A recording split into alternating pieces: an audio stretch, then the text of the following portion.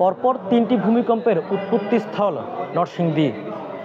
এরপর থেকেই নরসিংদী জেলা জুড়ে বিরাজ করছে সর্বোচ্চ আতঙ্ক এবং নরসিংদী জেলার প্রায় 40টিরও বেশি সরকারি বেসরকারি পাকা স্থাপনায় এরকমভাবে ফাটল দেখা দিয়েছে।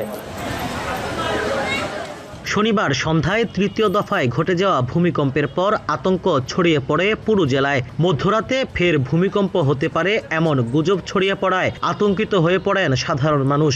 মাঝরাত থেকে ভোর পর্যন্ত অনেকেই ঘরবাড়ি ছেড়ে রাস্তায় খোলা জায়গায় অবস্থান নেন। সবাই চেষ্টা করার পরও আমরা থাকতে পারতেছি না, সবাই আতঙ্ক ভয়ে, এই জন্য আমরা সবাই রাস্তায় আসছি। দিনেও ফুরোয়নি ভূমিকম্প আতঙ্ক। সরকারি দপ্তর থেকে শুরু করে বিভিন্ন স্থানে খোলা মাঠে অবস্থান করতে দেখা গেছে মানুষকে। পরপর 3টি ভূমিকম্প এবং জেলায় 5 জনের প্রাণহানি ও শতাধিক মানুষ আহত হওয়ার ঘটনা দুশ্চিন্তায় ফেলেছে সকলকে।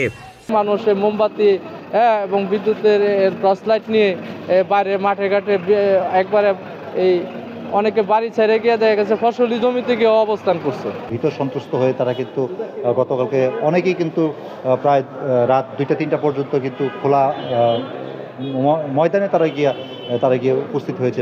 এদিকে প্রথম দফায় মাঝারি মাত্রার ভূমিকম্পে কি পরিমাণ ক্ষয়ক্ষতি হয়েছে তা এখনও স্পষ্ট নয়। দুপুরে জেলা প্রশাসকের সম্মেলন কক্ষে স্থানীয় সরকারের কর্মকর্তাদের সাথে জরুরি বৈঠক করে দুর্যোগ ব্যবস্থাপনা কমিটি। পরে জানানো হয় দুর্যোগ প্রতিরোধে কাজ চলছে। এরই মধ্যে 40টির বেশি সরকারি বেসরকারি পাকা স্থাপনা ক্ষতিগ্রস্তের তালিকা করা হয়েছে এবং নিহতদের পরিবারকে ইতিমধ্যে 25,000 করে টাকা দেওয়া হয়েছে। গুজবে কান্না দিয়ে সচেতন হওয়ার আহ্বান জানিয়েছেন দুর্যোগ ব্যবস্থাপনা কমিটির এই সদস্য সচিব। যারা আহত হয়েছে এরকম গুরুতর আহত আমাদের কাছে কেউ আসে নাই, যদি আসে আমরা সহযোগিতা তাদেরকে করতে পারবো।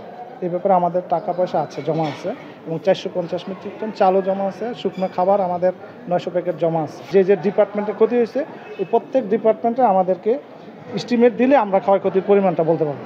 অপরদিকে স্কুল কলেজ সহ অন্যান্য শিক্ষা প্রতিষ্ঠান বন্ধ করে দেওয়া হয়েছে এরকমও একটি গুজব ওঠে নরসিংদীতে। জেলা শিক্ষা অফিস বলছে জেলায় শিক্ষা প্রতিষ্ঠান বন্ধের বিষয়ে এখনো কোনো নির্দেশনা আসেনি। সিদ্ধান্তটা আসবে মিনিস্ট্রি থেকে, শিক্ষা মন্ত্রণালয় থেকে। তো শিক্ষা মন্ত্রণালয় থেকে এই ধরনের কোনো বন্ধের কোনো এখনো আসে নাই, তবে সচেতনতামূলক আমরা প্রচার করতেছি গ্রুপে।